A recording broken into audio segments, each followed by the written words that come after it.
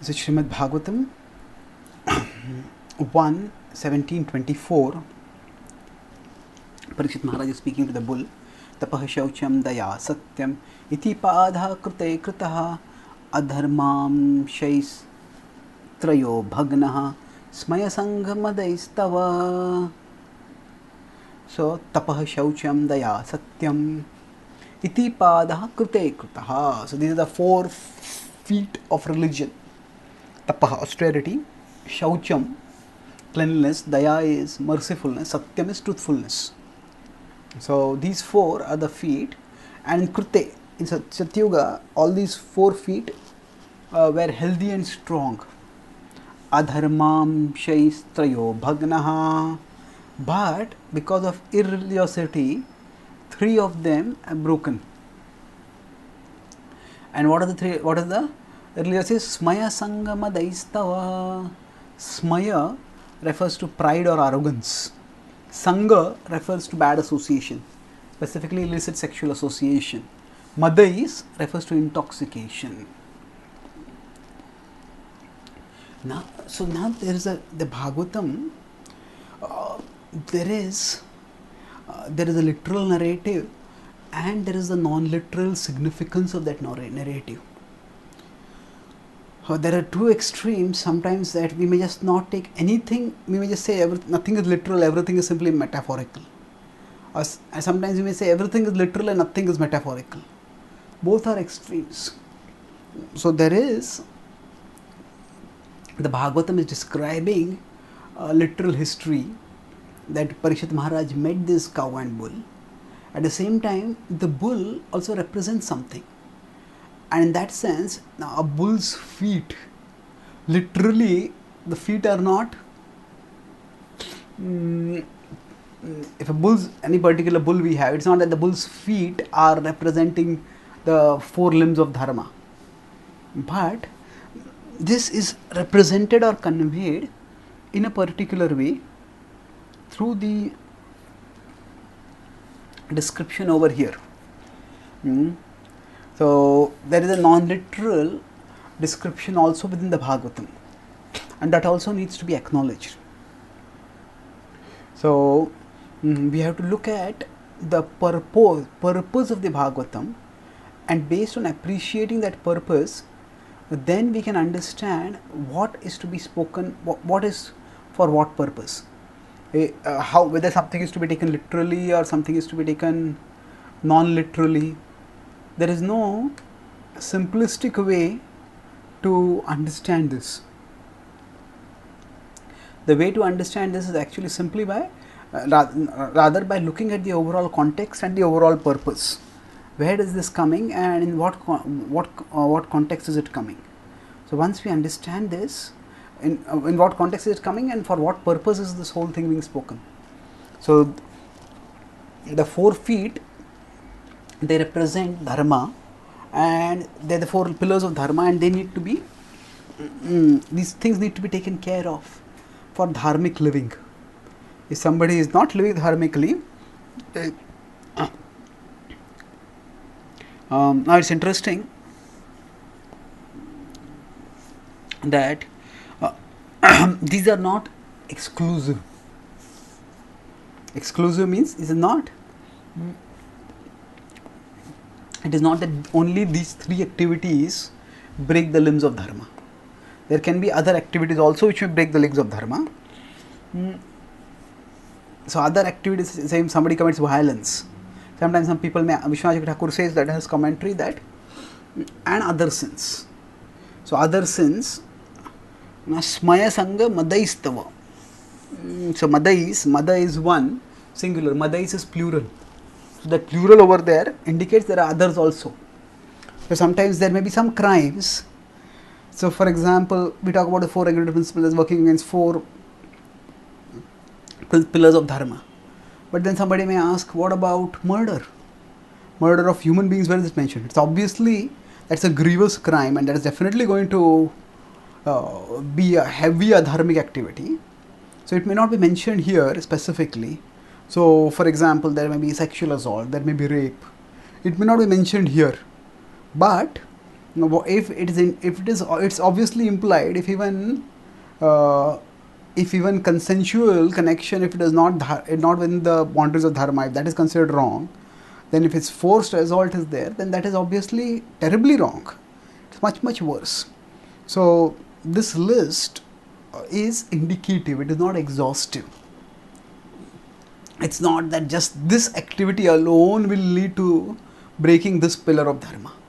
There's a broad correlation that is given, but there are various other activities also which may cause the pillars of dharma to get broken. And then an underlying principle is that dharma has gone down now. The pillars of dharma have been broken, which is symbolized by the breaking of the bull's feet. Text 25. Idanim dharma padaste satyam nirvartayed yataha tam jigrishyatya dharmoyam anrutena idita kali. Anrutena idita kali. Idanim dharma padaste.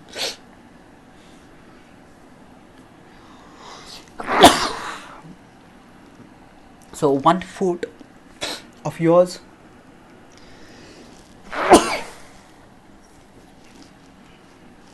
remains now dharma padaste, and that 1 foot is all that is there. So truth is there. Satyam nirvartayed yatah, that foot is dharma, is satya. Tam jigrushyatya dharmo ayam anrudeta kali. But kali, by increasing untruth, desires to break even that foot. Anruta means untruthfulness. So it is said over here that now the symbolism is being explained, what the non-literal significance of this is being explained. So it was said that this bull was struggling to balance himself on 1 foot because 3 feet were already broken, and Kali was attacking with a stick and trying to break that foot also. So that's what is being explained over here. And breaking that 1 foot means that even truthfulness, which is the last pillar, that is also now being broken down. That also is being threatened,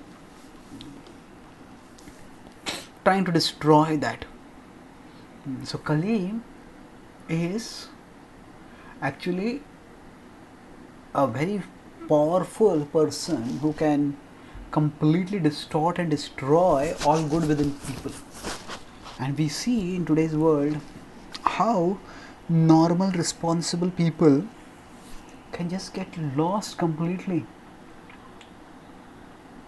A big problem in today's world is, say, addiction.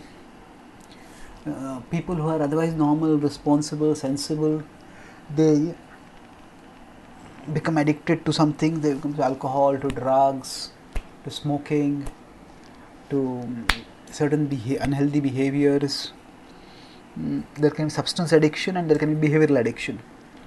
So say incessant net surfing, surfing something inappropriate on the net, or even video gaming for hours and hours. These are all unhealthy, and people may just become good for nothing once they become addicted. Just ruin their lives completely. Text 26. So when such a thing happen, when people get ruined, we should understand that ultimately this is all the influence of Kali. Kali is acting in grievous ways and is creating enormous suffering from people. Iyam cha bhumer bhagavata nyasitor parasati Shrimad bistad padnyasai sarvata krut kautuka.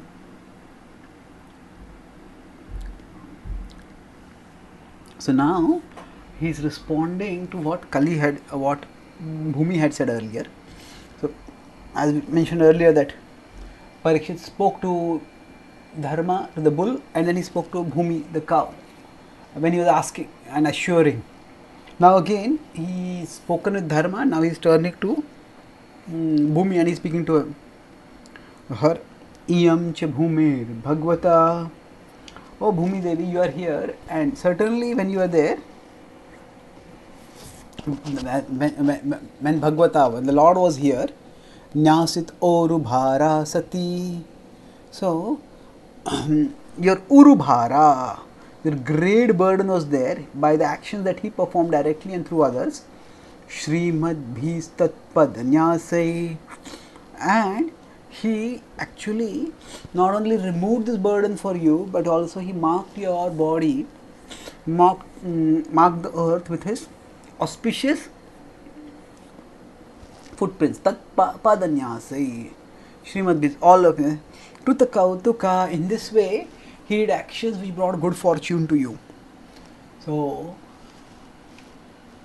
normally, whenever somebody very powerful is there, they can do enormous amount of good to others. And other people may not have the capacity to do that level of good. Prabhupada says that when an Acharya descends, the Acharya brings order amidst disorder. And when the Acharya departs, then from order, disorder rises. Because just nobody has the potency that the Acharya has. So to some extent, some amount of disruption is just unavoidable. But just because some amount of disruption is unavoidable, that doesn't mean that all kinds of disruption is acceptable. Even the followers of the Acharyas, they have to, according to their adhikar, according to their capacity, and they have to take responsibility and make sure that overall things go on.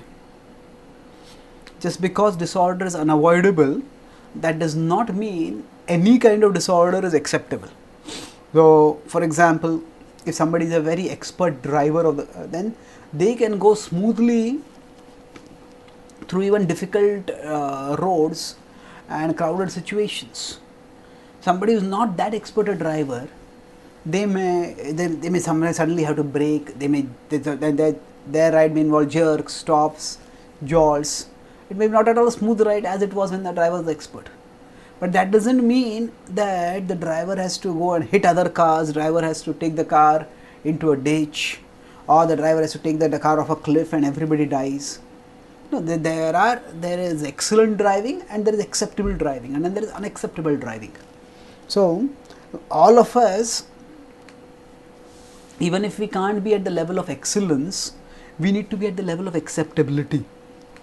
That means that the level of order that Krishna maintained, even if Krishna has departed and that level of order can't be maintained, that doesn't mean any and every atrocity will be accepted. That's the mood with which Parikshit Maharaj is going to speak to Bhumi Devi. And actually, he is referring to Bhumi Devi in the third person. That means he is speaking to Bhumi Devi, but also he is speaking to the bull, and he's referring to her in third person. She is speaking like this: Shochatya Shrukala Sadhvi Durbhavage Vojita Sati Abrahmanya Nrupa Vyajaha Shudra Bhokshayanti Mamiti.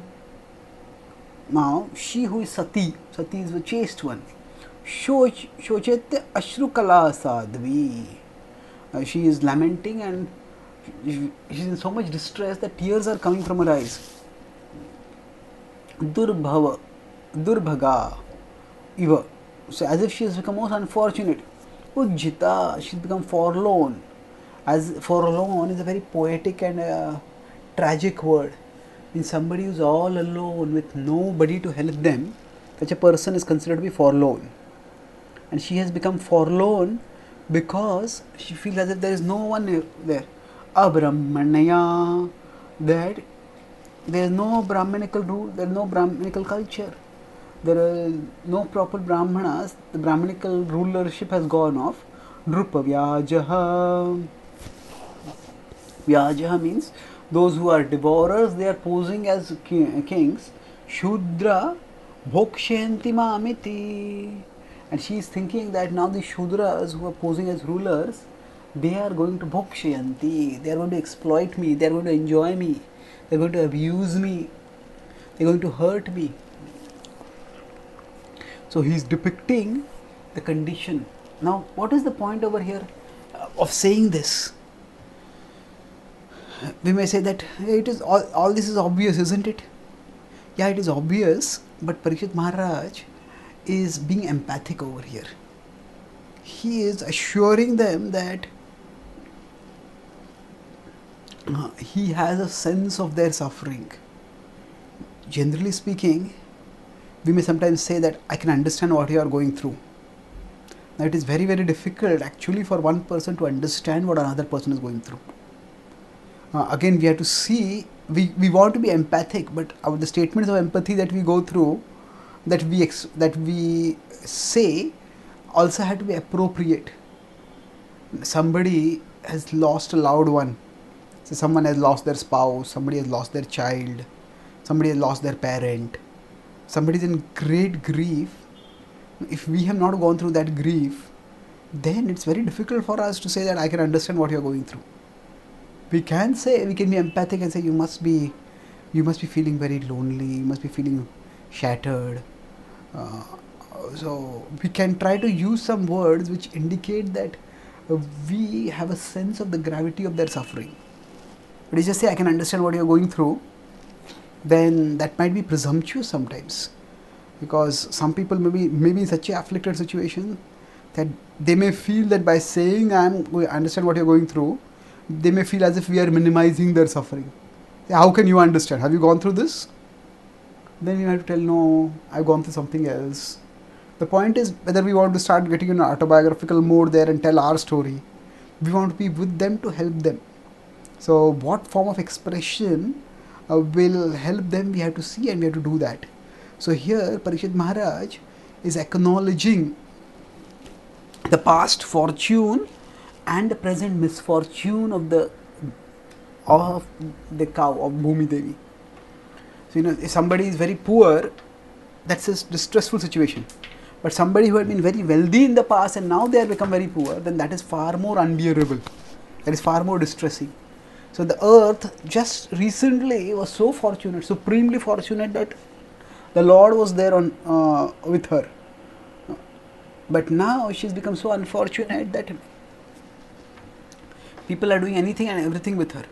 So it's a very serious situation. So in this way he expresses empathy.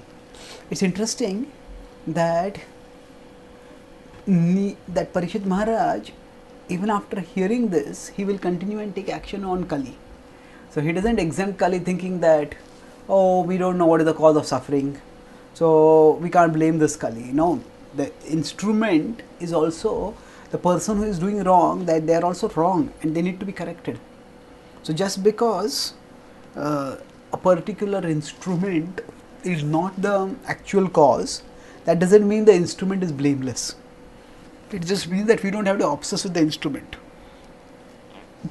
But sometimes we may have to take some action, especially if somebody is doing a culpable criminal activity. Sometimes it's don't be angry with the instrument of your karma. That is true, but generally that is talked for minor offenses. Say if we are in a close relationship with someone and that person tends to be forgetful, that person tends to be insensitive. Not that they are doing something criminal, but just they don't act in a way which we would want them to, and they disappoint us, they hurt us. Then those situations we can say that don't be angry with the instrument of our karma, just learn to tolerate it. But if somebody is doing something criminal and hurting us terribly, we say we walk along the road from our home to a train station to catch a train, and then somebody tries to knock us over in their car, somebody tries to kill us, then we can't say that this is the instrument of their karma, this is the instrument of my karma. We also have our dharma to do, and there we will not, if we die, we won't be able to do our dharma only. So we have to act responsibly, and acting responsibly means sometimes tolerating and sometimes mitigating, sometimes taking action to resolve this issue. So Parikshit Maharaj will take that action now. Text 28. Iti dharmam mahim chaiva santvayitva maharatha nishatam adade khadgam kalaye adharma hetave. So now, iti dharmam mahim chaiva.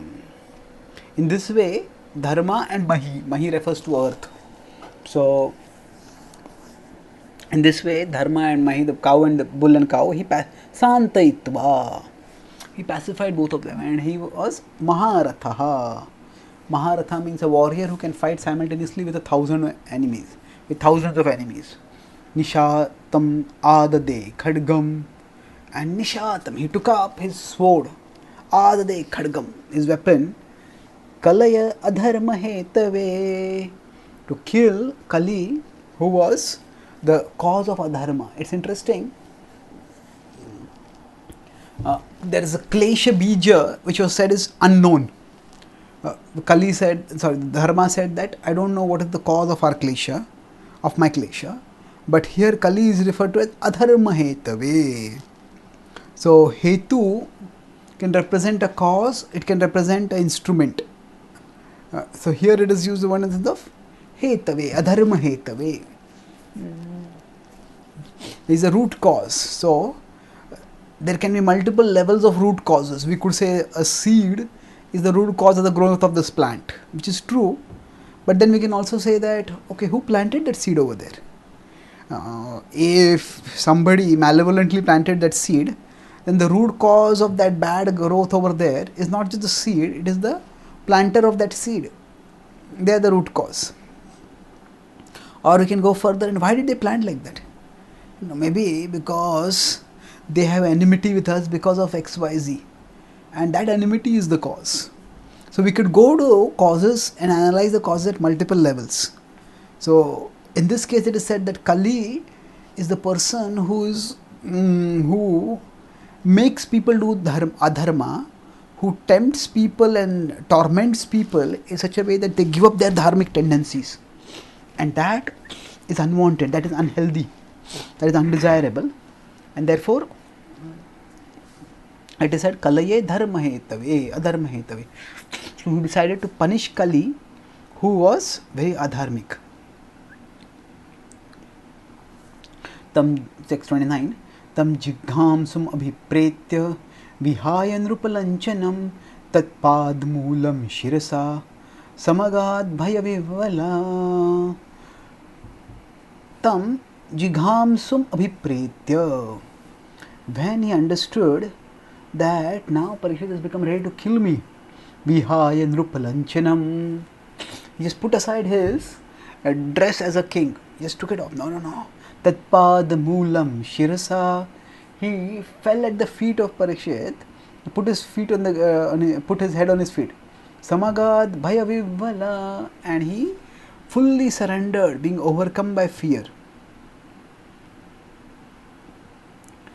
Now Kali is adharmic, but he is not foolish. Even demons, unless they are very proud and intoxicated, they actually understand which enemy is how strong, and they know which enemy they can fight with and which enemy they can't fight with. So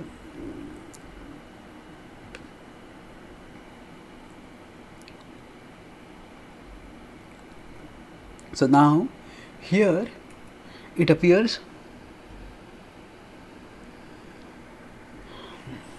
actually that there is a lot of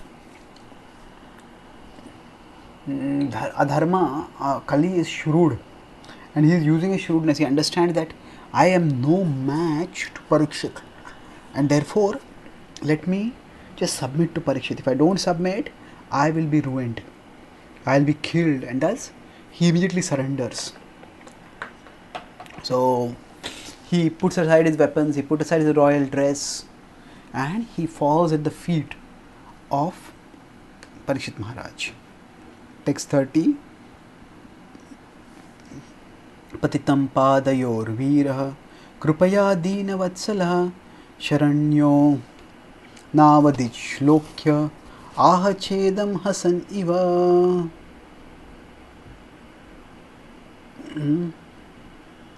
Patitam padayor veerah.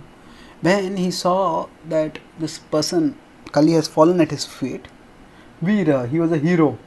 Kripaya dina vatsalaham. He was compassionate to the fallen. He was an Sharanya.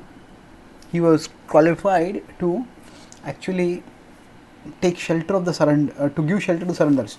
Navadit Shlokeya, he decided not to kill that person. Shlokeya. Shlokeya means one whose glories are worth being sung.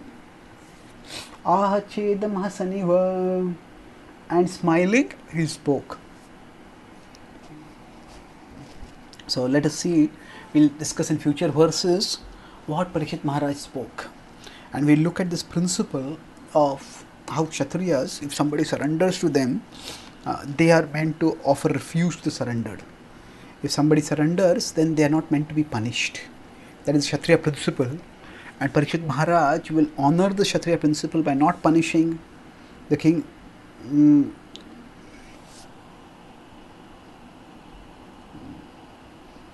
So, actually speaking, it is important for every one of us to act according to a dharmic position.